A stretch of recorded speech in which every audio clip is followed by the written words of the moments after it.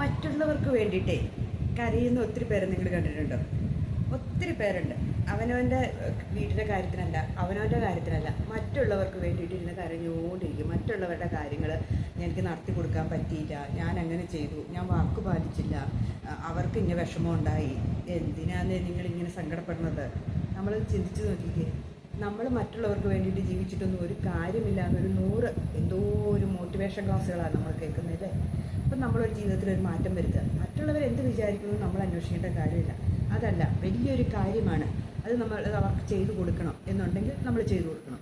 നമ്മൾ വാക്ക് പറഞ്ഞാണെങ്കിൽ ചെറിയ ചെറിയ കാര്യങ്ങൾക്ക് വേണ്ടിയിട്ടാണ് അധികം ആൾക്കാർ സങ്കടപ്പെടുന്നത്. അതായത് ഒരു എവിടെയെങ്കിലും പോകാമെന്ന് പറഞ്ഞു, അവിടെ പോകാൻ പറ്റിയില്ല, അല്ലെങ്കിൽ എന്തെങ്കിലും വാങ്ങി കൊടുക്കാമെന്ന് പറഞ്ഞു, കൊടുക്കാൻ പറ്റിയില്ല. ഇങ്ങനെയുള്ള കാര്യത്തിനൊക്കെ എന്തൊരു സങ്കടപ്പെടണം. ഒത്തിരി പേരുണ്ട് അങ്ങനെയുള്ളവർ.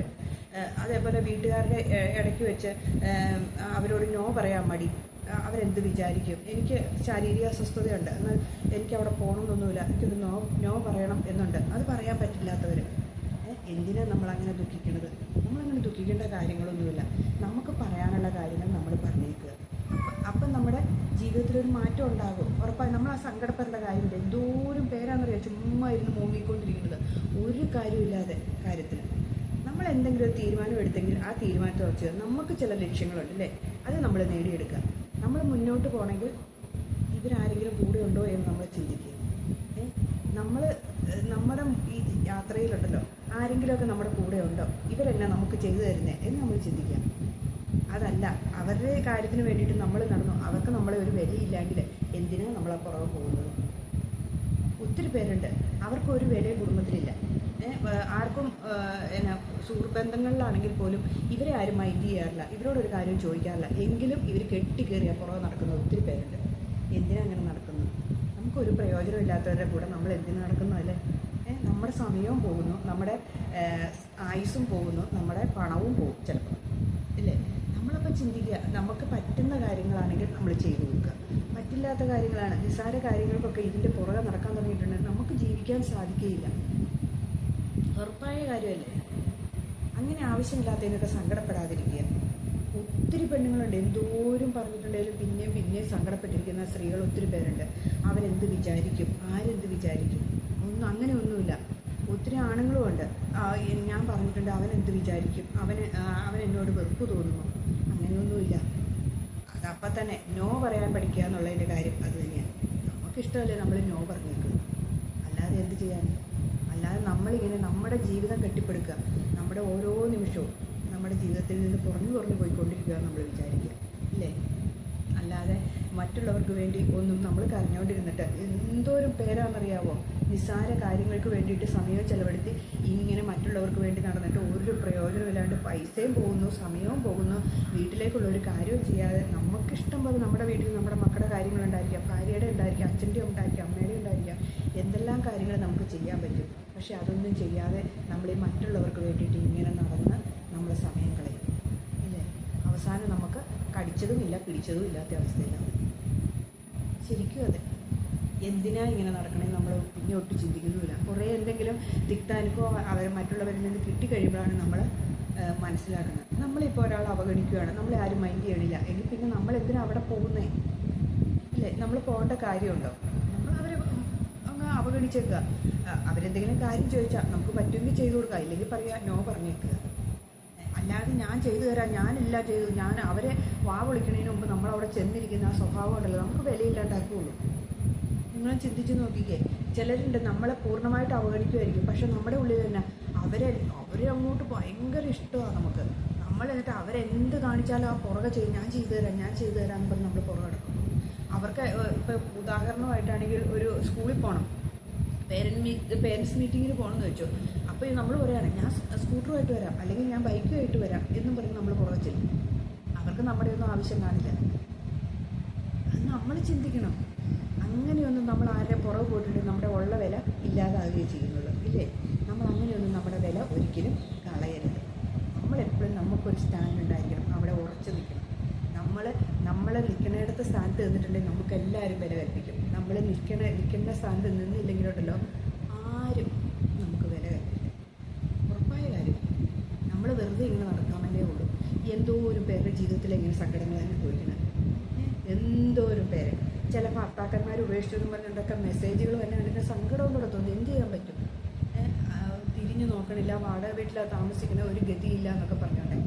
ശരിക്കും പറഞ്ഞ സത്യം, അവരെ നമ്മൾ ഉപേക്ഷിച്ചെങ്കിൽ നമ്മളായി മുന്നേ ഉപേക്ഷിച്ചേക്കും. അതാ വേണ്ടത്. അല്ലാണ്ട് അതേ കെട്ടിത്തൂങ്ങി അതിന് വരും എന്നോർത്തോണ്ട് ഇരിക്കുന്നൊരു കാര്യമില്ല. അവർ നമ്മൾ ഉപേക്ഷിച്ച് പോയോ, പോട്ടെ എന്ന് വയ്ക്കാം. നമ്മൾ അടുത്ത മാർഗം കണ്ടുപിടിക്കാം. നമുക്ക് എന്തെങ്കിലും പണി ചെയ്തോ നമുക്ക് ജീവിക്കാനുള്ള മാർഗം കണ്ടുപിടിക്കാം. അല്ലാണ്ട് നമ്മൾ അതിനകത്ത് പെട്ട് കിടക്കാതിരിക്കുക. പെട്ട് കിടന്നിട്ടുണ്ടെങ്കിൽ നമ്മൾ മുന്നോട്ട് ജീവിക്കില്ല. ഉറപ്പായ കാര്യം. ഒത്തിരി പേരുണ്ട് എന്നെങ്കിലും ദുഃഖം വരുമ്പോൾ അതിനകത്ത് പെട്ട് കിടക്കും. എന്നിട്ട് അങ്ങനെ മുങ്ങിക്കൊണ്ടിരിക്കും. എന്തിനാ അങ്ങനെ കരയുന്നത്? ഒരു കരച്ചിലും കൊണ്ടൊന്നും ഒരു പ്രയോജനമില്ല. എനിക്ക് ചെറിയ പനിയുണ്ട് കേട്ടോ. പനിയും ചുമയൊക്കെയാണ്. കുറഞ്ഞ കാലാവസ്ഥയുടെയാണെന്ന് തോന്നുന്നു. കാലാവസ്ഥ ഇങ്ങനെ മാറി മാറി ചൂടും തണുപ്പും മഴയൊക്കെ മാറി മാറി തന്നെ ഉണ്ടാന്ന് തോന്നുന്നു. ഇപ്പോൾ എല്ലായിടത്തും ഒരു തരം പനിയുണ്ട്. എല്ലാവരും സൂക്ഷിച്ചോണം. പെട്ടെന്ന് പകരുകയും ചെയ്യും ഈ പനി. അപ്പം നമ്മളിങ്ങനെ ഇതിനകത്തൊന്നും പെട്ട് കിടക്കാണ്ടിരിക്കുക. നമുക്ക് ചെയ്യാനുള്ള കാര്യങ്ങൾ നമ്മൾ ചെയ്യുക, ഇല്ലേ? അല്ലാണ്ട് നമ്മൾ വിഷമിച്ചൊന്നും ഇരിക്കാതിരിക്കുക. മറ്റുള്ളവരെന്ത് വിചാരിക്കും എന്നോർത്തുകൊണ്ട് നമ്മളൊന്നും ചെയ്യാതിരിക്കരുത്. നമുക്ക് ചെയ്യാനുള്ള കാര്യങ്ങൾ ചെയ്യാം. നമുക്ക് കൊച്ചൊരു പണിയാണെങ്കിലും നമ്മൾ സ്വന്തം കാലിൽ നിൽക്കാൻ ഒരു പണി സംഘടിപ്പിക്കുക. അതേപോലെ നമ്മുടെ വീട്ടിലിങ്ങനെ കണ്ട സാധനങ്ങളും ഒക്കെ ആയിട്ട് തന്നെ ഒത്തിരി സ്ത്രീകളുണ്ട്, അല്ലേ? അവരെ ഒന്നും നമ്മൾ ആട്ടിപ്പായിക്കാണ്ടിരിക്കുക. അവർക്കൊക്കെ ഇങ്ങനെയുള്ള അനുഭവങ്ങൾ ഒത്തിരി ഉള്ള സ്ത്രീകളാണ് വരുന്നത്. ജീവിക്കാൻ വേറെ മാർഗ്ഗമില്ലാട്ട് തന്നെ നമുക്ക് പറ്റുമെങ്കിൽ ഒരു ചെറിയ സാധനം എടുക്കുക അവരുടെ കയ്യിൽ നിന്ന്, അല്ലേ? ഇന്നിവിടെ ഒരു പെണ്ണ് കുറേ ഡെപ്പികളുമായിട്ട് ഇവിടെ വന്നു.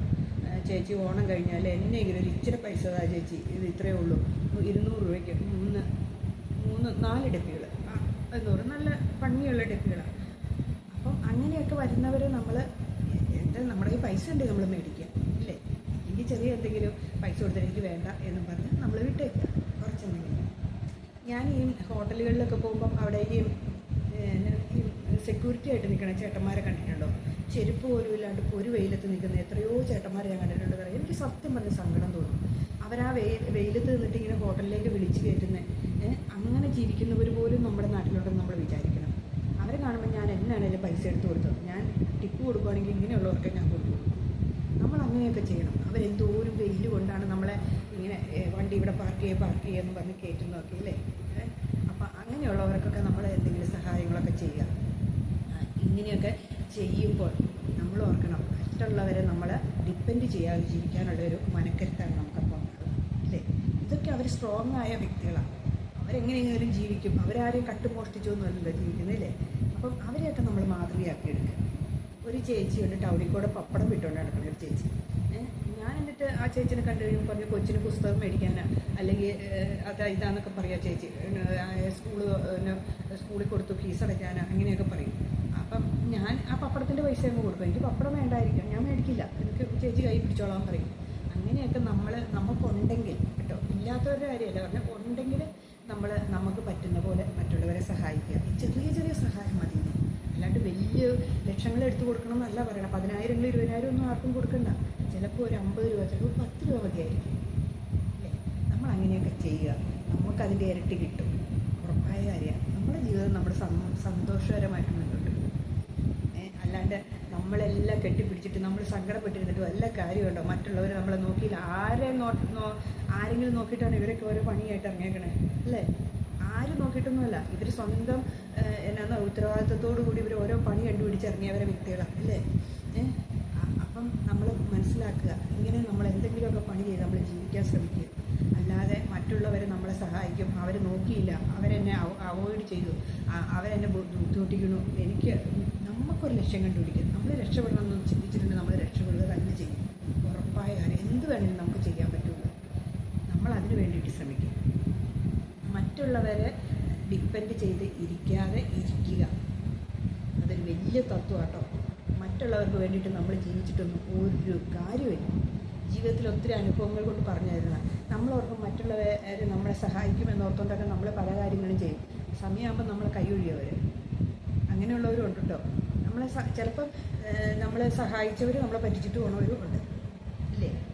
അങ്ങനെയുണ്ട്. നമ്മൾ സൂക്ഷിച്ചും കണ്ടും ഓരോ കാര്യത്തിലേക്ക് ഇറങ്ങുക. എന്നിട്ട് പിന്നീട് നമ്മൾ വലിയ ബാധ്യതകളിലൊന്നും ചെന്ന് അകപ്പെടാതിരിക്കുക. ഇതൊക്കെ ഉണ്ടല്ലോ ഒരു കുടുംബത്തിൽ ചെയ്യേണ്ട കാര്യങ്ങളാണ്. അതായത് കുടുംബ ജീവിതമാകുമ്പം ഇങ്ങനെയൊക്കെ ജീവിതത്തിൽ വരും എന്ന് ചിന്തിക്കുക. അതിനെയൊക്കെ തരണം ചെയ്യാനുള്ള ശക്തി നമുക്ക് ഉണ്ടാക്കിയെടുക്കുക. എന്നിട്ട് നമ്മൾ മുന്നോട്ട് പോവുക. അല്ലാതെ കരഞ്ഞു കുത്തി ഇരുന്നിട്ടൊന്നും ഒരു കാര്യമില്ല കേട്ടോ. കരഞ്ഞതുകൊണ്ടും കരച്ചിലുകൊണ്ടും ഒരു പ്രയോജനമില്ല. നമുക്ക് ചുമ്മാ സങ്കടം വന്നിരുന്ന് കരയാമെന്ന് മാത്രമേ ഉള്ളൂ. അപ്പം എല്ലാവരും നല്ല സ്ട്രോങ് ആയിരിക്കണം. എൻ്റെ വീഡിയോ കാണുന്ന എല്ലാവരും നല്ല സ്ട്രോങ് വ്യക്തികളായിരിക്കണം. നല്ല അടിച്ചു പൊളിച്ച് എല്ലാവരും നല്ല സ്ട്രോങ് ആയിട്ടിരിക്കാൻ ശ്രമിക്കുക. അല്ലാണ്ട് മറ്റുള്ളവർ നോക്കിയില്ല അങ്ങനെയൊന്നും കരഞ്ഞുകൊണ്ടിരിക്കാതിരിക്കുക. തന്നെ ജീവിക്കുകയാണെങ്കിലും നമ്മൾ സ്ട്രോങ് ആയിരിക്കണം. എന്നെ ഇതൊന്നും ബാധിക്കുന്ന കേസല്ല എന്നുള്ള ചിന്തയോടുകൂടി നമ്മൾ ജീവിക്കുക. എല്ലാവർക്കും ഒരു നല്ല ദിവസം ആശംസിക്കുന്നു.